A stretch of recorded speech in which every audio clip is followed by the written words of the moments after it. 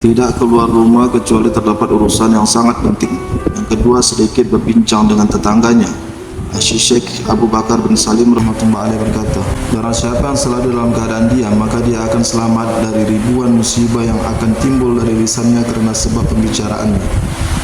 Yang ketiga, tidak sering bertamu ke rumah tetangga. Yang keempat, selalu mentaati suami karena pahalanya sangatlah besar. Berdasarkan sabda Rasulullah SAW yang artinya, apabila seorang perempuan telah menjalankan kewajiban solat fardu 5 waktu dan berpuasa pada bulan Ramadan dan menjaga kemaluannya dan taat kepada suaminya, maka akan dikatakan kepadanya pada hari kiamat, masuklah kamu ke dalam surga dari pintu-pintu surga manapun yang kamu inginkan. Hadis surat Ahmad. Yang kelima, menjaga diri dari harta suami ketika suami sedang tidak bersamanya atau sedang keluar rumah.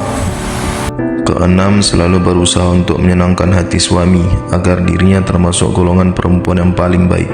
Berdasarkan sabda Rasulullah SAW, perempuan atau istri yang paling baik yaitu jika kamu merasa bahagia tatkala memandangnya dan mengikuti perintahmu jika kamu memerintahkan dan tidak berkhianat pada dirinya dan hartanya.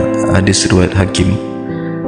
Ketujuh, tidak keluar rumah kecuali dengan izin suami. Berdasarkan sabda Rasulullah SAW yang artinya, sesungguhnya jika seorang perempuan keluar dari rumahnya sedangkan suaminya tidak mengizinkannya, maka pada seluruh malaikat yang berada di langit dan segala sesuatu ciptaan Allah Subhanahu wa Ta'ala yang dilewati oleh perempuan tersebut selain jin dan manusia akan melaknatnya juga sampai dia kembali ke rumahnya. Hadis riwayat Tabrani. Yang kedelapan, tidak berkenalan dengan teman-teman suaminya atau memandang lelaki ajnabi tanpa sebab yang dibenarkan oleh syariat. 9, menjaga suaranya agar tidak terdengar oleh laki-laki ajnabi. 10, merasa cukup dengan nafkah yang diberikan oleh suaminya.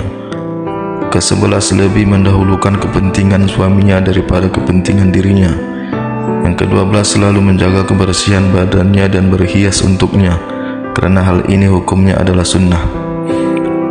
Yang ke-13, selalu siap berhubungan badan ketika sang suami mengajaknya ke tempat tidurnya, kecuali jika terdapat uzur seperti dalam keadaan sakit, maka boleh menolaknya secara lembut serta menjelaskan uzurnya kepada suaminya. Berdasarkan sabda Rasulullah SAW yang artinya, apabila seorang suami mengajak istrinya ke tempat tidurnya untuk berhubungan badan, sedangkan sang istri menolaknya, kemudian saat itu sang suami bermalam dalam keadaan marah, maka para malaikat akan melaknatnya sampai pagi hari. Hadis riwayat Bukhari. Yang ke-14, menyayangi anak-anak suami. Yang ke-15, tidak mencaci anak sang suami dari istri selainnya di hadapannya. 16, tidak merasa sombong kepada suaminya karena kecantikannya atau hartanya. 17, selalu menjaga ibadahnya. 18, melakukan pekerjaan aktivitas rumah seperti memasak dan mencuci dengan penuh keriduan. Kegiatan seperti ini selalu dilakukan oleh istri Rasulullah SAW dan juga istri para sahabat radhiyallahu anhum. 19, menghormati kedua orang tua suami karena keduanya juga termasuk orang tua istri.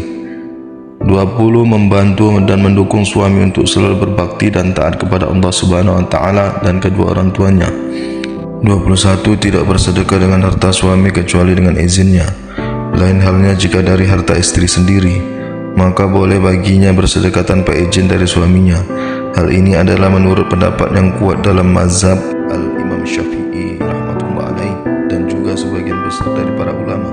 Sedangkan menurut pendapat Al-Imam Malik rahmatullah alaih, boleh bagi istri bersedekah dengan hartanya sendiri tanpa harus izin kepada suaminya, yaitu dengan syarat ukurannya adalah sepertiga dari harta tersebut. Adapun jika lebih dari sepertiga, maka hukumnya adalah harus seizin suaminya.